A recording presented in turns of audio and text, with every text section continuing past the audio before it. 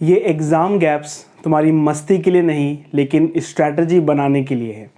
ये exam gaps में हमें केवल रेस्ट नहीं करना, केवल प्लानिंग नहीं करनी, केवल मस्ती ही नहीं करनी, लेकिन स्ट्रैटेजिकली हमको हमारे नेक्स्ट पेपर के लिए तैयारी करनी है। बच्चों, मैं जानता हूँ तुम्हारे अभी अकाउंट्स के पेपर हुए हैं। 24 को तुम्हारा अकाउंट्स का पेपर था, तुमने 25, 26 आराम से मज़े किए होंगे। एंड जिन बच्चों के पास मैथ्स है उन्होंने पेपर की प्रिपरेशन स्टार्ट भी कर दी होगी। लेकिन जिसके पास मैथ्स नहीं है, तुमने थोड़ा रिलैक्स किया, तुमने थोड़ा सा फन किया, ठीक है ना। अभी बीच में होली भी आ गई, तो हो सकता है कि तुम होली तक बिल्कुल कैजुअल रहे हो, है ना, जिसके पास मैथ्स नहीं है। लेकिन बच्चों, अब ये रिलैक्स करने का टाइम नहीं है, क्योंकि अब सिर्फ 12 दिन रह गए हैं आपके इकोनॉमिक्स पेपर में, ठीक है। इंग्लिश का पेपर 12 तारीख को आपका होगा एंड 18 को आपका इकोनॉमिक्स का पेपर होने वाला है। अगर आपके पास मैथ्स नहीं है तो, अगर आपके पास मैथ्स है तो आप, मैं होप करता हूँ आप मैथ्स के लिए पढ़ रहे होंगे from the very first day जब आपका अकाउंट्स का पेपर ओवर हो गया होगा।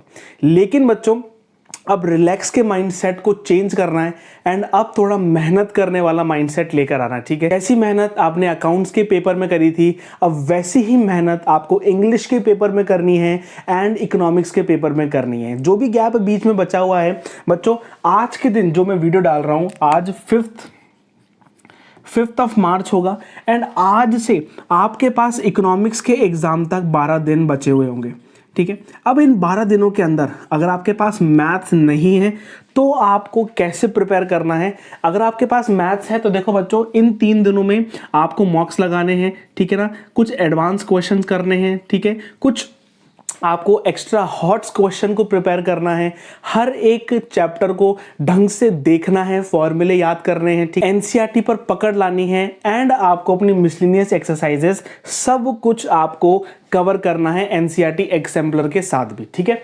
तो इन 3 दिन तो आपके पूरे भरे हुए होने वाले हैं मैथ्स की प्रिपरेशन से। आप इस 3 दिन कुछ भी नहीं देखोगे, क्योंकि मुझे पता है कि मैथ्स का सिलेबस लंबा होता है, थोड़ा टफ होता है, 2 बुक होती है, मेरे पास भी कॉमर्स प्लस मैथ्स थी, बहुत फोकस करना पड़ता है मैथ्स के ऊपर, बहुत प्रैक्टिस लगती है, बहुत टाइम लगता है, ठीक है। तो ये 3 दिन आपके प्रैक्टिस करने वाले। लेकिन अगर आपके पास मैथ्स नहीं है, अगर आपके पास मैथ्स नहीं है तो आपको क्या करना है, वो चीज मैं आपको बताने वाला हूं इस वीडियो के अंदर। अगर आपने 12 दिन बच्चों ये स्ट्रैटेजी तुमने अगर फॉलो कर ली तो मैं गारंटी के साथ बोल सकता हूं कि तुम्हारे 95 प्लस नंबर आने वाले हैं इकोनॉमिक्स के अंदर, ठीक है। अब 18 तारीख के बाद देखो बच्चों, ये तुम्हारा पूरा कैलेंडर है। 18 तारीख के बाद और फिर 28 तारीख को तुम्हारा बीएसटी का पेपर है। उसके अंदर तुम्हारे करीबन 9 दिन का गैप है। तो ये 9 दिन के गैप के बारे में जब हम इकोनॉमिक्स का पेपर देकर आ जाएंगे, 19 तारीख को मैं तुम्हारे लिए वीडियो डालूंगा कि कैसे कैसे तुमको बीएसटी के पेपर के लिए प्रिपेयर करना है। अब सुनो, देखो बहुत ध्यान से सुनना है, ठीक है। ये जो 3 दिन है ना बच्चों, ये 3 दिन है। इसके अंदर सबसे पहले जब मैं 5th तारीख को तुम्हारे लिए वीडियो डाल रहा हूं ना, उसके अंदर सबसे पहले बैठकर एक पेपर निकालो। पेपर निकाल के उसमें देखो, उसमें क्या करो, आईईडी के सारे चैप्टर्स लिख दो, ठीक है। फिर मैक्रो के सारे चैप्टर लिख दो, ये सारे चैप्टर लिख दी। अब करो, अब देखो उसमें टिक लगाओ कि तुमने क्या चैप्टर को रीड कर दिया है, टिक लगाओ। क्या तुम्हारा जो तुमने एमसीक्यूज कर दिए हैं तो टिक लगाओ। क्या तुमने उसके शॉर्ट क्वेश्चंस कर दिए हैं तो टिक लगाओ।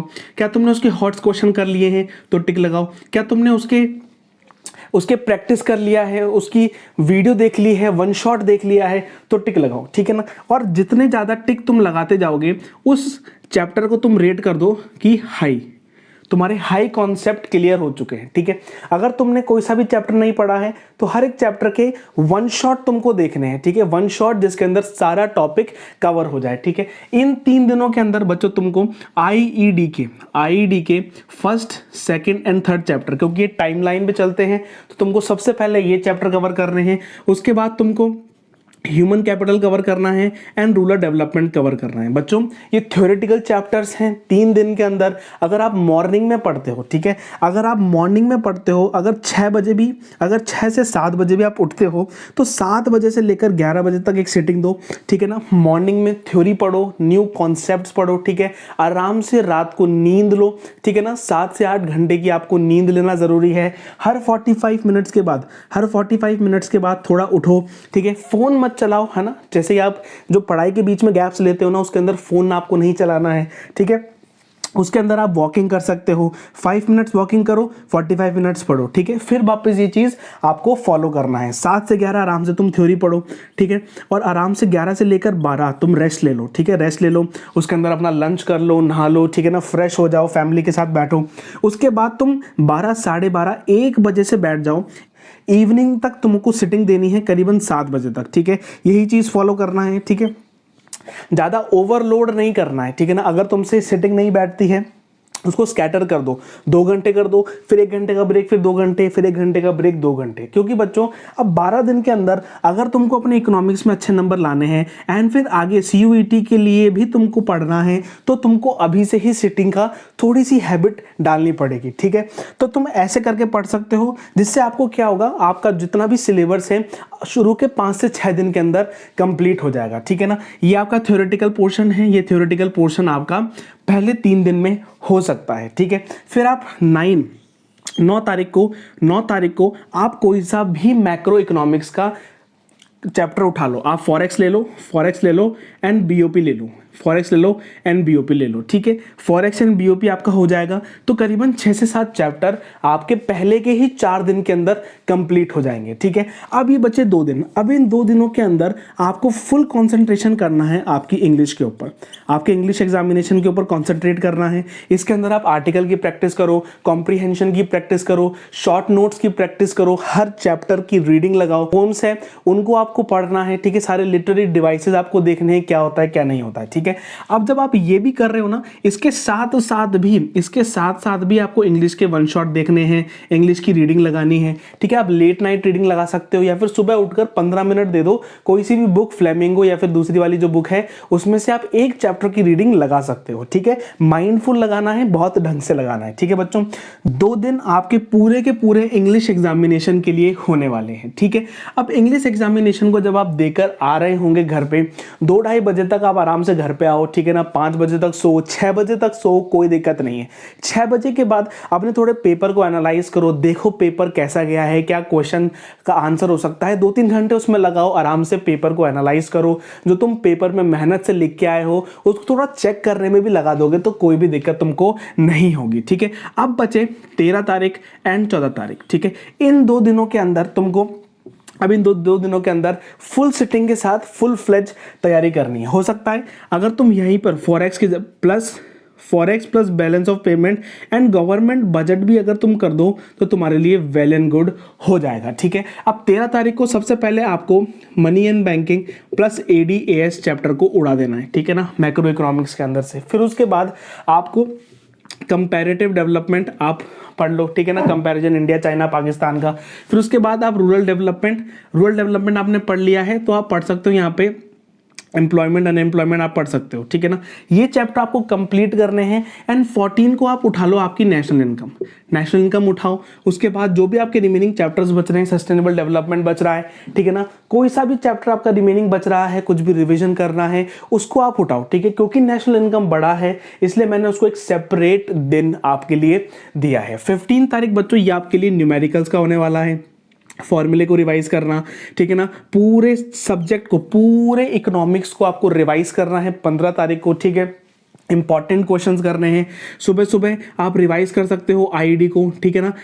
फिर आप दिन में न्यूमेरिकल्स लगाओ, आराम से प्रैक्टिस करो, 3 से 4 घंटे बैठो ADAS के, गवर्नमेंट बजट के, मनी एंड बैंकिंग के, है ना, बैलेंस ऑफ पेमेंट के एंड आपके नेशनल इनकम के सारे न्यूमेरिकल्स करो। फिर रात को थोड़ी बहुत अगर टाइम बच जाए तो मैक्रो इकोनॉमिक्स रिवाइज कर लो, ठीक है। 16 तारीख आपके लिए इंपॉर्टेंट है। 16 तारीख को क्या करना है, सुबह एक मॉक पेपर लगाना है, दिन में एक मॉक पेपर लगाना है, शाम को एक मॉक पेपर लगाना है, ठीक है। मॉक पेपर लगाना है, 3 घंटे के अंदर उसको कंप्लीट करना है, खुद चेक करना है, खुद इवैल्यूएट करना है कहां दिक्कत है, कौन से टॉपिक्स मुझे नहीं आ रहे, कौन से टॉपिक में रिकॉल नहीं कर पा रहा हूं। बच्चों देखो क्या करो, इन सबको पढ़ते पढ़ते भी तो देखो मैंने जो आपको बताया ना कि 45 मिनट्स पढ़ो, 5 मिनट आप आराम से रेस्ट कर सकते हो, बैठ सकते हो, थोड़ा आंखें बंद करके रिलैक्स कर सकते हो। क्या करो, जब आप रात को जब आप डिनर कर लो, खाना खा लो, तो उसके बाद 8 से 9 बजे के बीच में, 8 से 9 बजे के बीच में करीबन 3000 टू 4000 स्टेप्स आपको चलने हैं, ठीक है। वॉकिंग करो, वॉकिंग करो। वॉकिंग करने से क्या होगा,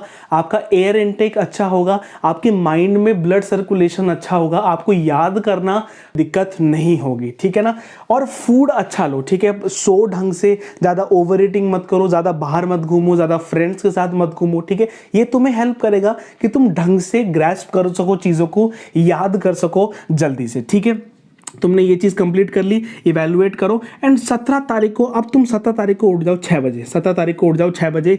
एंड 6 बजे से लेकर आराम से 11 बजे तक कोई सा भी एक पढ़ लो, आईईडी या फिर मैक्रो इकोनॉमिक्स को पकड़ो और पूरा रिवाइज कर दो, पूरा रिवाइज कर दो। फॉर्मूले रिवाइज करो, इसमें है ना, इसमें डेट्स रिवाइज करो, इसमें कैसे लिखना है, क्या पेपर का पैटर्न आता है, हॉट्स क्वेश्चन। 17 तारीख को तुमको फुल पूरा दिन लगा के पूरी इकोनॉमिक्स को एक बार देख लेना है, पूरा रिवाइज कर लेना है। 1 पेज नोट्स कहीं भी इंटरनेट से जुगाड़ो, देखो, उसको पढ़ो। तुमको अगर फॉर्मूले चाहिए तो मैसेज करो, मैं तुमको देता हूं। अगर तुमको डेट्स चाहिए इंपॉर्टेंट, मैसेज करो, मैं तुमको देता हूं। अगर तुमको कोई भी नोट्स चाहिए, मैसेज करो, मैं तुमको देता हूं, ठीक है। कोई भी मॉक पेपर चाहिए, कोई भी हॉट्स क्वेश्चन चाहिए, न्यूमेरिकल्स चाहिए, जो भी चाहिए इकोनॉमिक्स से रिलेटेड, मैसेज करो मुझको। कोई भी डाउट है मैसेज करो मुझको, मैं तुम्हारे डाउट सॉल्व करूंगा। अकाउंट्स के पेपर में बहुत सारे बच्चों ने मुझे कॉल किया, डाउट पूछा, एंड उन सब के डाउट बहुत अच्छे तरीके से सॉल्व किए गए एंड उनका पेपर बहुत अच्छा गया, ठीक है। बच्चों, ये एग्जाम गैप है ना,